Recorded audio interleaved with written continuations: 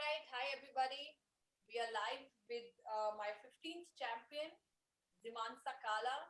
And I just think she's just a very, very inspirational person. And I spoke to her, I think almost 2 months back, Zimasa, right?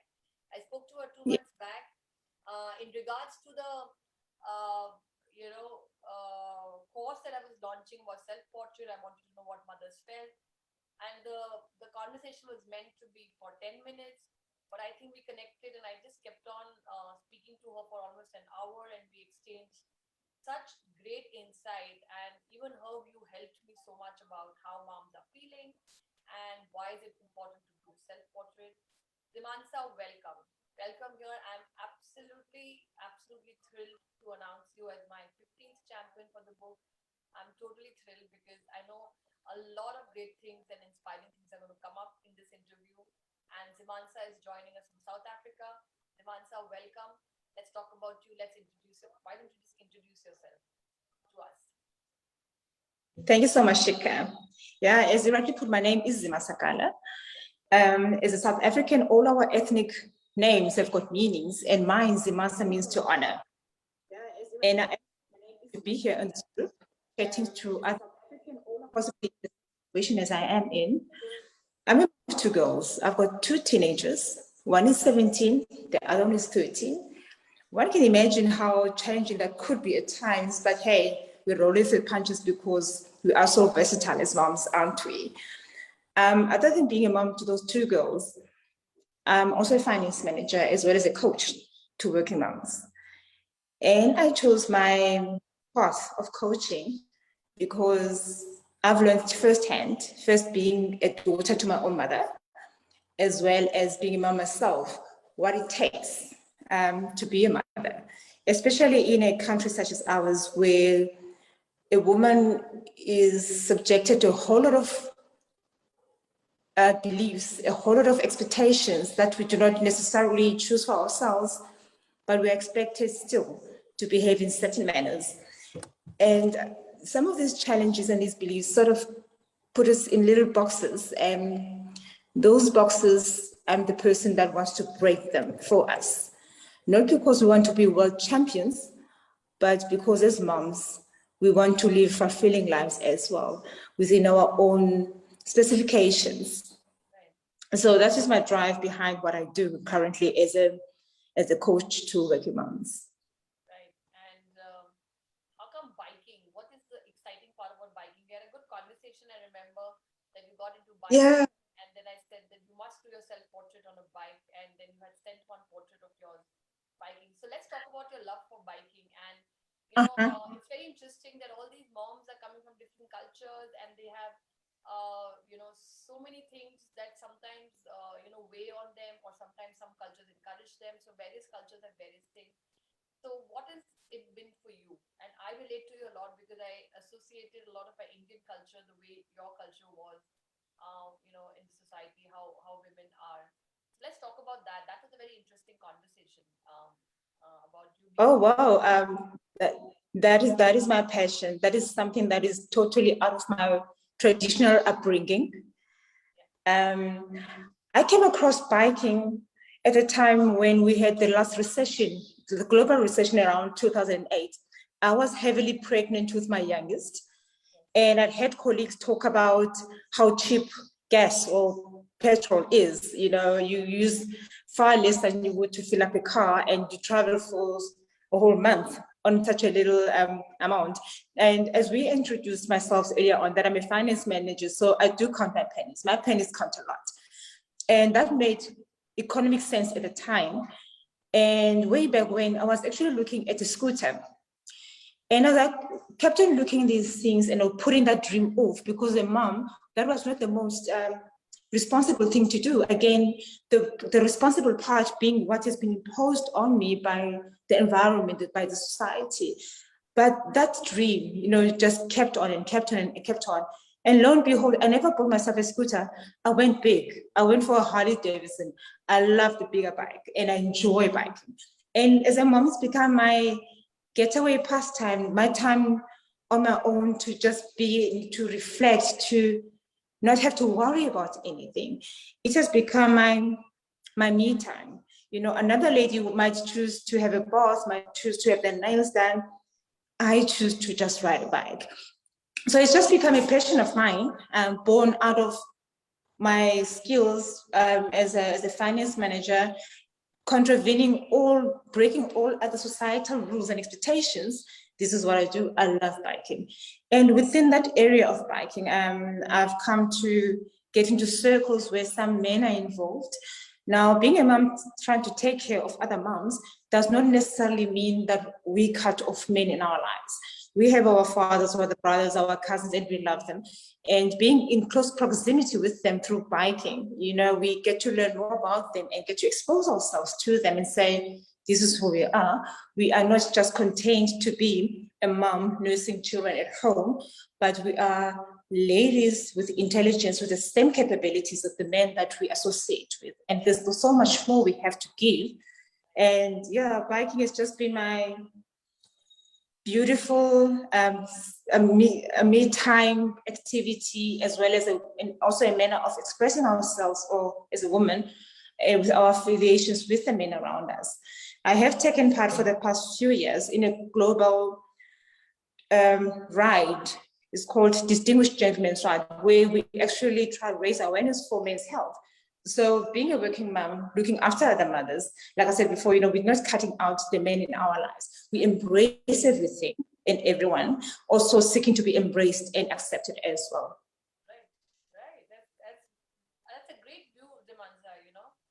And what I'm loving about this view is that it's, of course, not mums versus dad, mums versus society, mums versus anything. And that's the one thing that I really resonated with you. It's because I, as a person here sitting, also, I'm not saying that I'm versus anybody. Like the whole thing that we are not versus anyone. There's no activism happening here. I'm not talking about any kind of activism. I'm not talking about come on, get up. We have to stand up. What do they think of themselves? It's all about finding yourself. And I'm using the most gentlest way to find yourself is it's photography. Photography being used to find yourself and to understand only this simple question, then why are we not even okay taking pictures of ourselves when we are with ourselves, you know, when we're sitting with ourselves, and if you look Yes. at pictures, there's so many chatter that happens. Oh my God, what's happened to me? And a lot of times you will see this. It happens to me. It happens to many people. We take the picture and then we immediately delete it. We off it. We just don't want to see that person that we are becoming. So my whole thing is that rather than just not being able to see it in the eye of the person that we are becoming, if we are not taking care of ourselves, if we are not surrounding ourselves with love and positivity, this camera thing scares us. The day we can look at it, we'll start fixing things, and the light will start entering back, and then we will be able to show up in every way. And that's what I love about you, because you're showing up as mom. You're mom of two beautiful daughters, and I remember having a conversation with you where you were saying that, Shikha, now after this self-portrait discussion, I feel that I'm a mother of two girls. I must not talk bad thing about my self-image. And then I said, I'm a mother of two boys, and I need to also make sure that these boys know that women do go through this crisis, especially when they become a mom, and they can uplift others around, Yeah. whether they are friends, whether they are their wives tomorrow, their daughters.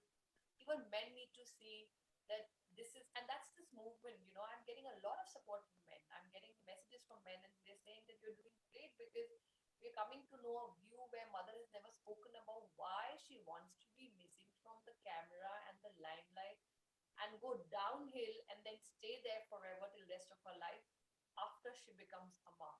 Like that's most moms' life, Yeah. They go down and then they stay there, and then the kids go away and then they just stay there forever, right? And then there are some inspiring stories where the children become the reason for them to do the things they would have never done. They would have never done. So, what do you think of the self-portrait? You work with so many mothers. You're passionate about, uplifting mothers. What do you feel about this, Zimansa? Shika, this is exactly where our worlds, yours and mine, have collided. Our passion to putting the spotlight on moms unashamedly. You do it with photography, and you're saying, Zim, look at you. You are wonderful. You are perfect as you are. I'm doing that from a different perspective. And, as we were chatting, I came across a message that one of my daughters wrote when she was 9 years old. It's so misspelled. And in that little one sentence, she didn't even know that mommy was going to find it. And I've kept it so treasured for such a long time. In that message says, I love my mom so much. She is beautiful in so many ways that I cannot even tell them all. And this is what we as mothers forget. We forget that we are so special, each and every one of us, in so many ways, that those ways are so vast and so diverse, they are absolutely untold. Other people tell us that you're beautiful. Other people say to us, thank you, you've done so much for me. But we tend to fail to acknowledge those things about ourselves. Now, can you imagine if we did acknowledge those things? Can you imagine that each and every person, each and every lady that's looking at this right now, were to actually accept, and not just hear, but accept when they see their own portrait, that they're stunning, that they can actually walk with their head held up high because they are, without having to justify anything. It's always the other people who acknowledge and see these things in us, and we don't. And because we don't, we're not pursuing our full potential. And, it's not for lack of trying sometimes. As we mentioned earlier on, there are societal blockages. There's a whole lot of things out there that make us think that we can't be. And you and I are here to say, especially through your portraits and photography, yes, you can. Yes, you are. And, I'd like for us not to limit ourselves to trying to define ourselves to one particular bracket. That's why Zimasa, the mom, Zimasa, the finance manager, is also a biker chick, because I can. If this is what makes me feel happy, then why not? We need to start giving ourselves permission to believe in ourselves, to accept our own beauty, the outer beauty, the inner beauty, and everything else that is a possibility. If a 9-year-old could say, I love my mom in so many ways that I cannot even tell them all, there's so much beauty in the voices of our own children as moms. And this is the blessing that we all have, that we get a second chance of reliving being a child through their eyes, through their experiences, through their innocence. They are so untainted. They shatter. We've got that ability through them, to just shatter all these other beliefs and just say, as pure human beings, we are absolutely perfect in our special ways, in our little corners. We don't have to be Olympians, all of us, but we're still special and we're still so valuable. And this is, like I say, this is where our worlds collide, that we both believe so much in mothers, in women, unrestrained.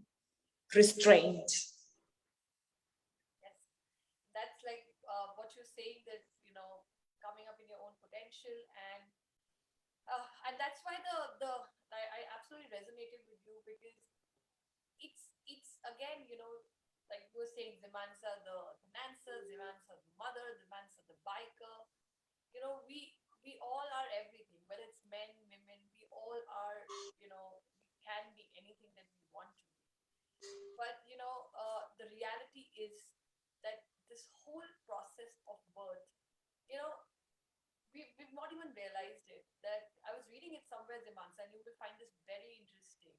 That even if you're delivering a baby in a five-star hotel, it is still chaotic. You can be in one of the top hotels of hospitals, sorry, not hotels, but the top hospitals, but the whole process of delivery is intense. It is chaotic. It is, what's happening. That is not taken away, right? That's the intensity with which you become a mom. And then we just totally forget that whole intensity self-talk and then keep, letting other things crop in our minds. And then this whole chaos, which was supposed to convert us into a stronger person, because the whole process of birth itself is just amazing, right? And this whole chaos, we take it in our heart and we're just moving it thinking that, oh my God, what's happened to me? Why, like this, whatever is happening. And, it just keeps becoming bigger and bigger in many ways. And that's where I think the support is needed, that you're beautiful what you've done. Like this life that you've brought is beautiful. Like, what have you done? Really? Like, what have you done? Look at this.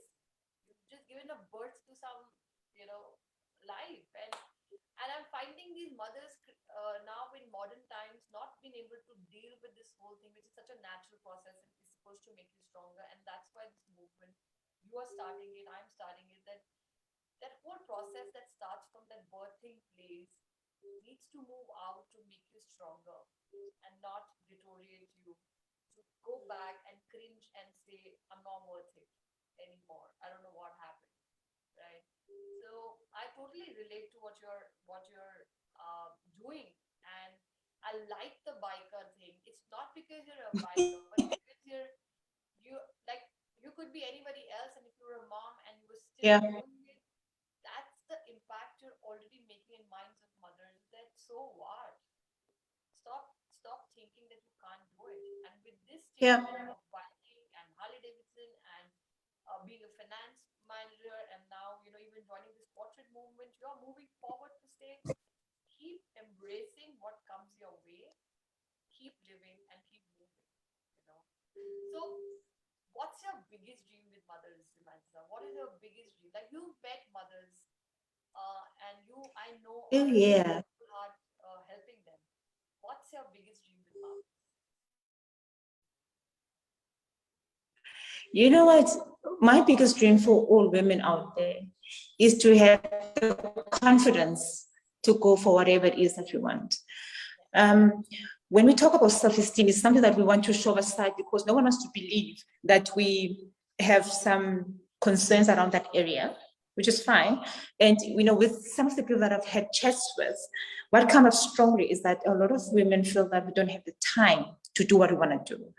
And we find that we need to set up boundaries, that we don't have all this, we find that we're so pulled in so many directions, that we don't have the strength to be who we want to be.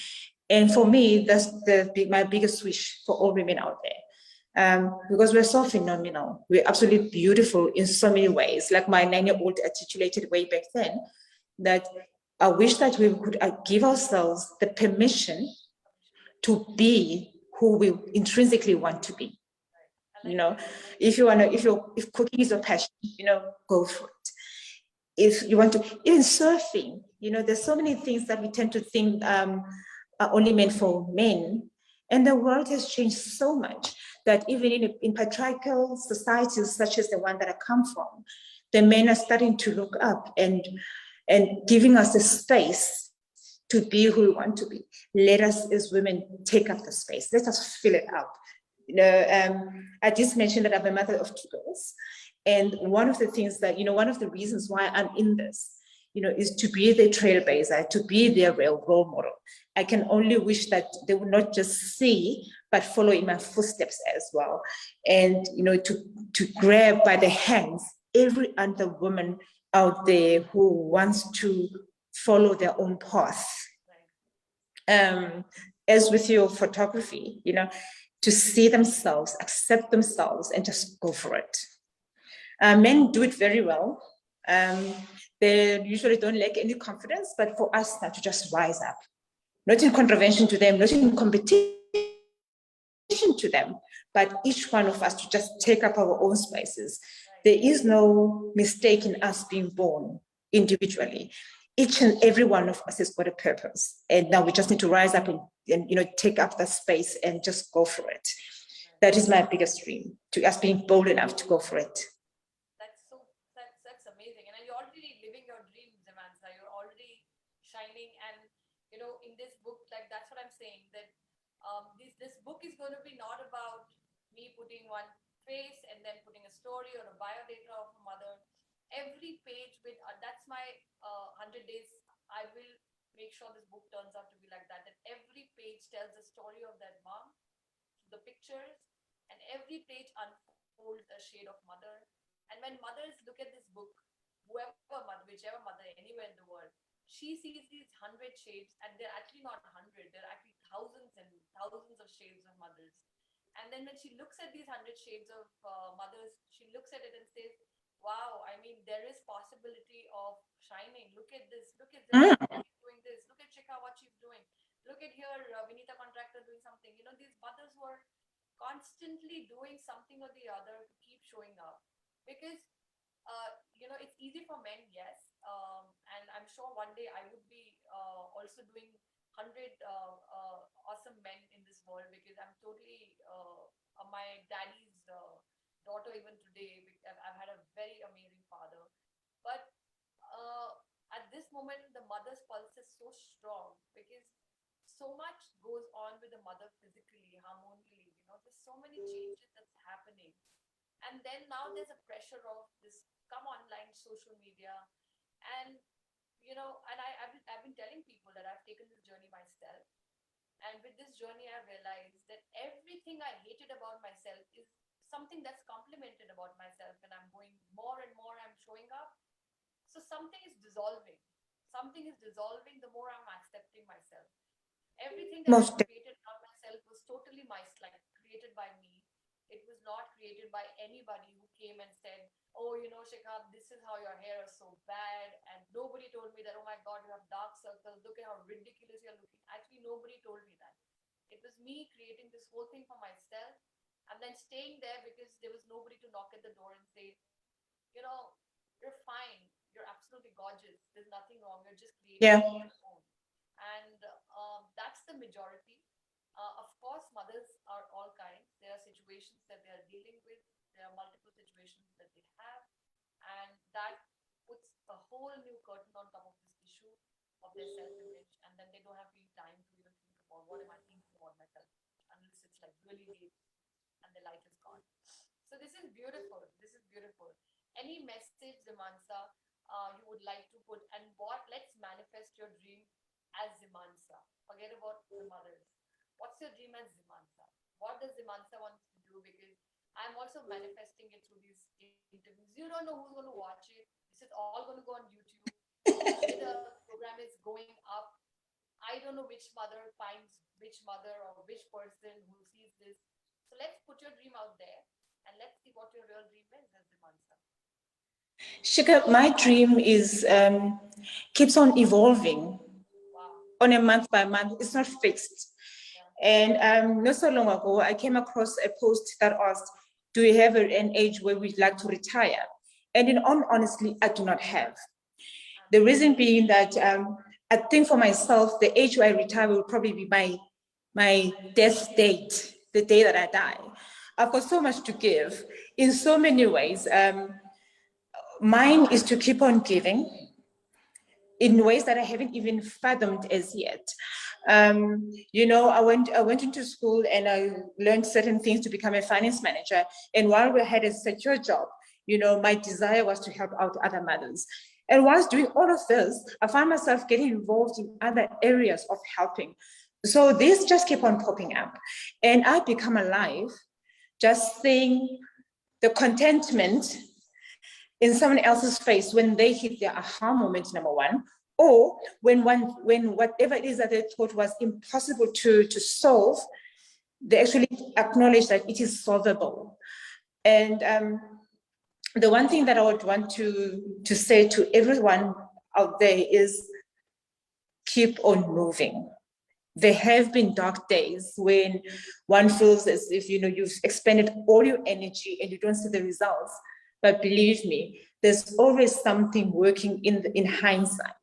And this is part of the reason why I simply cannot quit. Because this is part of the reason I don't even have a retirement age, retirement anything, because I've got just so much, there's so much life to be lived. There isn't any stopping. There's absolutely no stopping. So that is my dream, as vast as it is.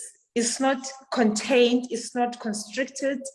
It's just out there for me to just keep on going. And this is where I derive my contentment. And as we're talking about how everything's just opening up for everyone, look at you and I.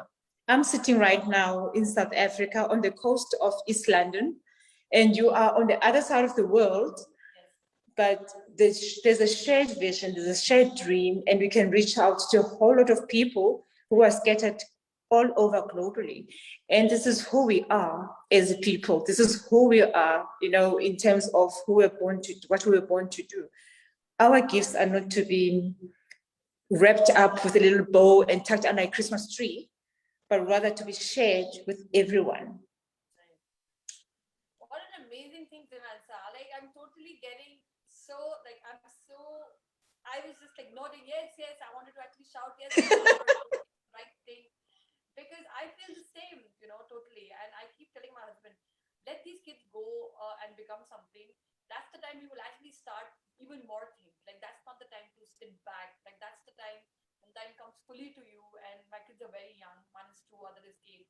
But once they've crossed that age when they're ready to begin their life, I think my life will become on another level of busy, because I'm going to be living, like, I have so much to do. And not that they're slowing me down, but it's just that the shared responsibility is so much that even if I'm already 40, I think my kids are going to be, by the time they're going to be the younger one is going to, I'll be nearing 60, by the time he's 18 years old or 20 years old. And at 60, probably I will start my life all over again in a very exciting way. And I'm really looking forward to being 60. So I love what you're saying, that it's not contained. And you should write this quote somewhere. You should write a quote from Zimasa saying that it's not contained. I like that. I like that. And I always say that, I have these programs about photography where I keep telling people that I don't know why everybody feels COVID has made our life very static. It's not static. Life is constantly moving. Yeah. And things are moving, and seasons are moving, and everything is moving. Our emotions, in fact, every part of our body cell is dying, growing, doing things. I mean, just because we are not being conscious of it doesn't mean it's not moving. And I love the fact that even your dreams are moving. Like, I love it. I love the fact that you're saying that it's not one static dream, because you will keep growing, and the dream will keep growing. And No. there's so much to see that you will keep grabbing whatever comes your way. And that's the question that was coming into my mind when we were talking, Zimasa. What has inspired you to be this? Like, I love the way, you come across as a very calm, very serene person. But when you talk, your passion just shows as a person, you being a biker. But when you meet Zimasa, she's like all composed, thinking of Zimasa probably will just be this calm soul sitting there. But she has so much passion and life. What inspired you to do that? I'm very inquisitive. I've learned a lot from some of our famous, world-renowned people who come from very difficult circumstances. I'll name just 3 whom I've absolutely loved, whose stories and bibliographies that I just simply love. Mr. Jobs of the Apple company, Oprah, Oh, yeah. Richard Branson. The Okay. tracking. What was the third name? Now, their backgrounds are very different.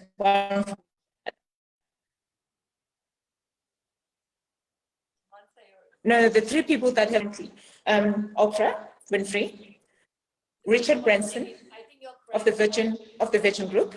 Yeah, Zimasa, I think you're cracking up. 1 second. Yes, I can hear you. I can hear you. Yeah, I was Yeah. cracking up, and I was just making sure. Yeah. So you said Mr. Steve Jobs, Oprah Winfrey. Who was the third person? Because you started cracking up after that. Richard Branson of the Virgin Company Group. Right. Now, if you to have a look at their history, none of them come from rich families. Yeah. None of them were handed a silver spoon. Right. So, with everyone listening in, what is your excuse preventing you from being great. Right. And preventing you from being great. And this is, these are the people just drive me where I am, that they followed their passions. They believed in themselves when no one else did at certain points in their lives. They failed a couple of times. And, I suppose a whole lot of people who are, say, normal people out there in the streets can align themselves and understand what they went through.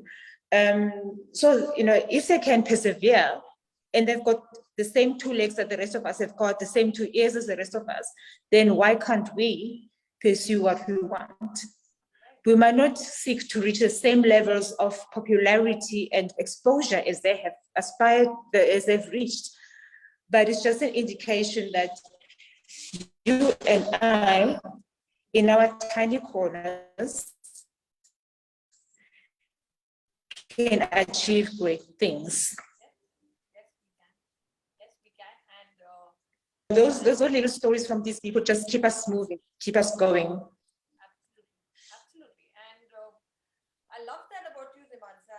And every interview I take something from your interview. I'm taking back the fact that do not make your dreams static. Like, don't make them static. Let them evolve as and when you go, and you will find people. The whole belief in potential is very, very high. You can be anything, but there is no doubt when you become a mom, what a mom can do, that girl who is not a mom, the same girl who became a mom can do, probably that girl cannot. So the whole thing of the power that comes with becoming a mother should not be undermined by any mother there. And I think this book and project will prove it, because some of the stories that are coming in here, it's just amazing. And when I talk to them and they say, I would have not done it for myself, but because I had kids, I needed to do this. Yeah. I needed to do this because, like you said, that I want to show up for them. I want to show them the path. So maybe for yourself, you would have not, but because you're a mom and you have kids, who need, Yeah. In fact, Shika, if I were to be honest, being a mom is one of the scariest things I've ever had to do. It's absolutely scary. I haven't had, you can't go away and be on holiday from being a mom. You can't delegate your duties onto someone else. And in spite of all the books that have been written about how to take care of infants, etc., there's always a surprise. There's always something that no one has ever told you. And it always springs upon you when you least expect it, when you don't have the right support in the moment. For instance, a lot of you moms will probably have had an experience where you take out a child outside of the house. You need to, when you change a nappy, lo and behold, the whole backside is yellow. And you think, how did you do that? How could so much come out of such a tiny person? Now you're left there to deal with the situation on the spot, on the go. There's countless stories that each and every mother can tell of situations where we found ourselves in, and we've had to draw on our own resources and our own resilience and our own creativity, to assist with schoolwork, with health issues, and a whole range of things. So when we're talking to moms, we're talking to the strongest people any nation has to offer. Oh, yes. The most resilient program managers, medical assistants, teachers. You guys know this because you've been there. And because we've already done so much under pressure, unprepared, without a script to follow, can you imagine if you were to put your mind into planning something, what you'd do? Can you just imagine? We've been thrown emergencies, at the drop of a hat. So this is a group of highly qualified individuals who are able to do so much more than anyone else can imagine. Right. And then you stated, see, I think there's a book waiting for be written by you, Zimasa. I think I will manifest that. That Zimasa, you should write a book. You should start your blog. You're very passionate about the way you articulate the whole issue of a mother. I think all of us somewhere know this, but we just get so busy in our own chatter that Yeah. we're not unable to take ourselves out from it. We're unable to Yeah. believe in anything sometimes. But there are these moms who are in this book who are going to come up, who are also going to be there because there's so many shades of mother. This is not to say that mothers everywhere have bad self-image. I am finding mothers of all shades, and that's why this book is going to show that no matter what, just rise up, do something, right? Make some impact around you. You're gorgeous, you're beautiful, and this program is just it's exploding in many ways. So thank you, Zimasa. I'm going to log off from Facebook. Don't go. And all these videos are becoming YouTube videos, and I do get a lot of messages, and I am going to be just like today's the 8th, so we're just 92 days left for this book to show up. Just 92 more days. I'm at it.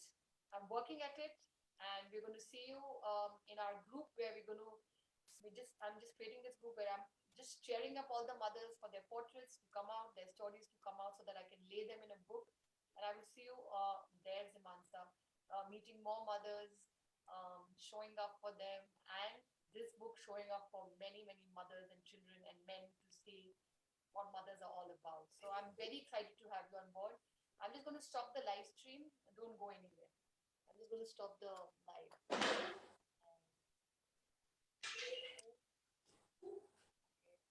know what's happened. Okay, Zimasa, you'll have to stick around. My mouse has died with the battery, so we'll still talk because I can't go off if this mouse is not charged. So we can have 2 minutes more conversation. That's okay. The tech world is such as well, the tech world is such that I'm trying my level best to figure it out. How are how's your program? Like, how many women are there in your group, Zimasa, now? How many women you've been able to find? And let's talk about your group actually. What is it called, and what do you do in your group? How are you empowering mothers there? How many? Shukla, I didn't get the question. So I was just saying that while my mouse, because I can't go off live if my mouse doesn't work. So we have 2-3 minutes before the mouse gets a little charge, and we're going to wait. So let's talk about your group of mothers that you have, and let's tell people about what's it called and how moms can join. Okay. And what do you do in that group? All right. Currently, I've got a group going on Facebook. There are about 60 moms in there. It's specifically for working moms. And we concentrate a lot on finding one's voice in terms of setting those boundaries, as I mentioned earlier on, self-confidence and mindset. A couple of them do book calls, and I'm available to do that, to have a one-on-one chat with regards to anything that's specific to them that they'd like to discuss privately. So we do that as well. This is over and above the coaching sessions that are available should someone require that service as well. Right. So what's the group called, Zimasa? Rising Together.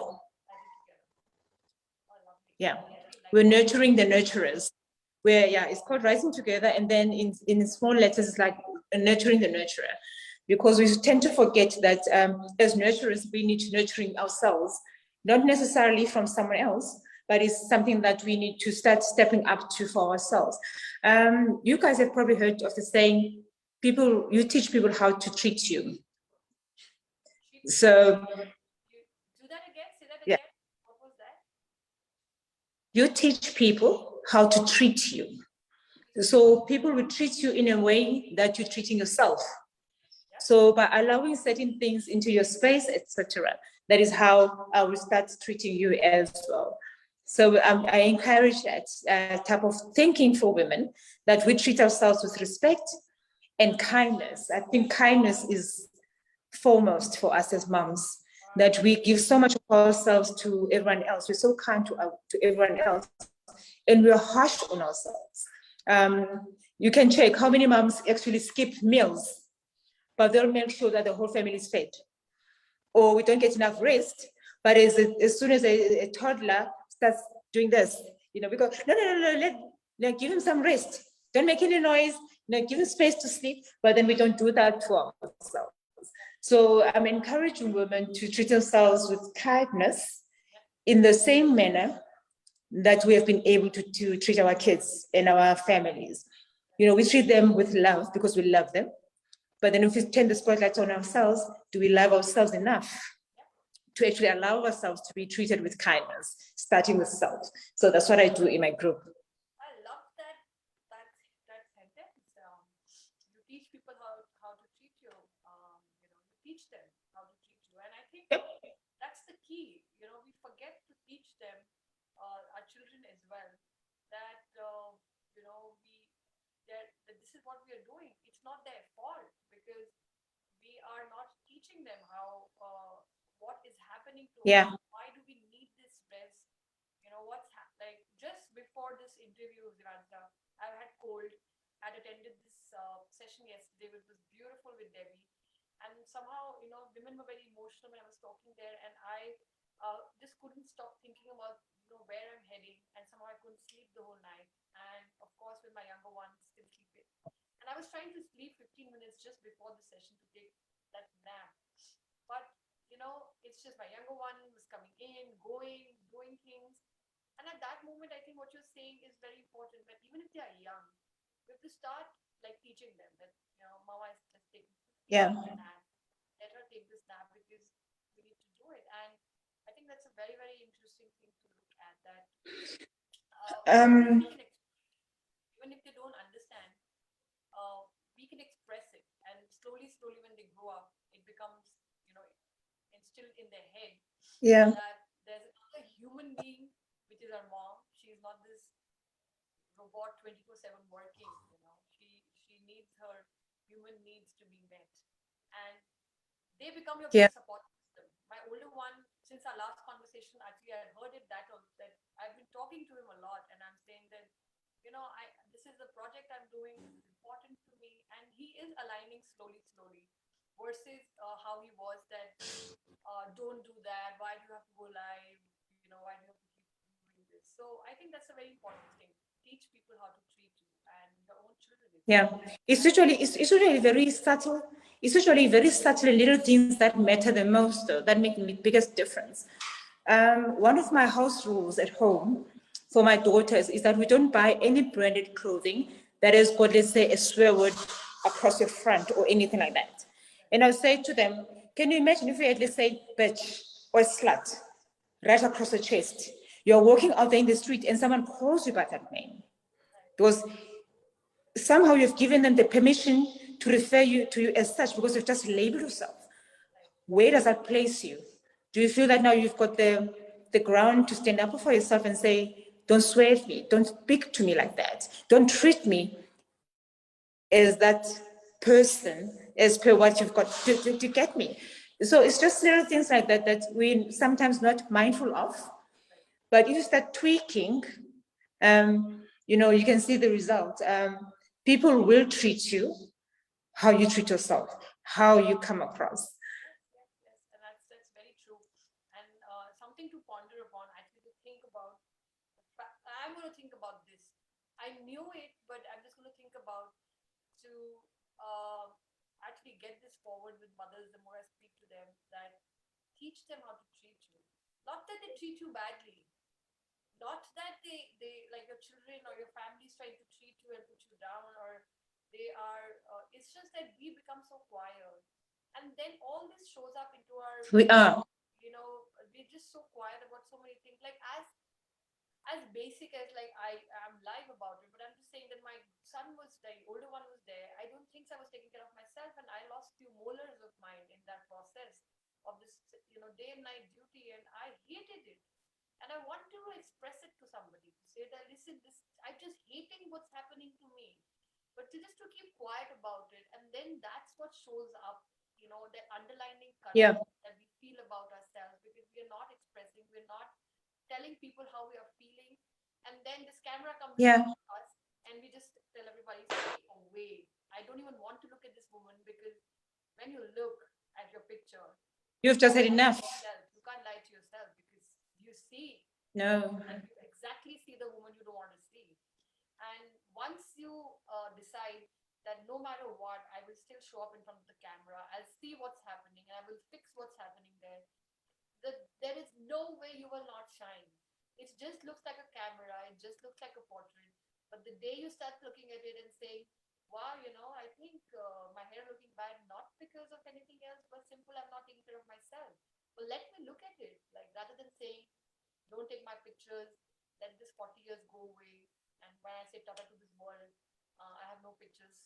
So it's easy, because it's very easy to, it will be difficult to see your pictures and then start fixing yourself and start taking the steps that will, versus just miss from the pictures. I will never see who I was.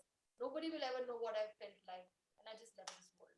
So that's the whole project, that it's just one life. Just what's happening to you, look at it, fix it, move forward, and a lot Yeah. of great things will happen. A lot of great things will happen. Amazing. I like But your project is such an interesting take on things. Yeah, your project is such an interesting take on things because it's so simple, yet so deep. You know, so when I look at my picture, number one, do I want to run away before you've even taken the picture? And once it has been taken, what do I see when I look at it? It's so simple but so deep, it is. because it makes one question a whole lot of things as to why am I uncomfortable having my picture taken? And if it has been taken, what do I see? Do I like what I see? Do I appreciate what I see? Or do I want another 1,000 takes because I'm looking for the perfect pose and the perfect light? Yeah, When you're looking for yourself in those it's thousand, quite, it's quite, the 1,000 takes you're looking, you see, you're searching for yourself, Zimasa. You're searching for that woman yeah, who you in your head was this one woman with light, and you just can't see it, and that's why you keep rejecting, and you don't find.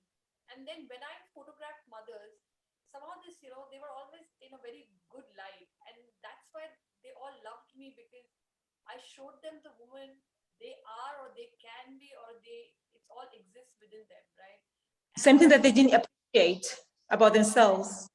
absolutely. And you see, you watch these 100 women shine, because when they will come out in this book with their stories, they are all like, no matter how famous she would be, she is still taking that step out to find herself. And that's why I'm saying it's not about selfies. It is about the self portrait, a journey to go back. Every chatter that will come when you take a picture, just stop for a second and ask, why do I think like this about this picture? What is it that makes me think like Yeah, picture, rather than saying, I told you I don't want to be in front of the picture, then getting angry and getting upset. Why do I think that my hair are not nice? Maybe they are, but why do I think they're not nice? Sometimes it's very silly. It's oily because it's oily.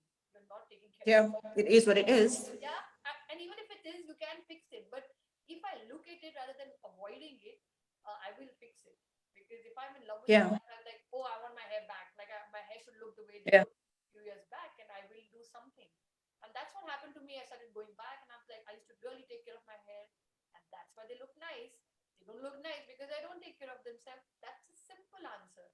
But just be missing from pictures totally, and just saying bye bye and never acknowledging what's happening to us. That's bothering me, and that's bothering a lot of mothers. And one fine day, 20, 30 years from now, maybe mothers associate with this movement called the self portrait movement and realize that camera never scares them. That would be awesome. That would be amazing. So let me just, it's definitely a step in the right direction. yes, I totally feel that. And I don't know why my mouse is not working. Yes, it is now. And then we're going to just stop the live.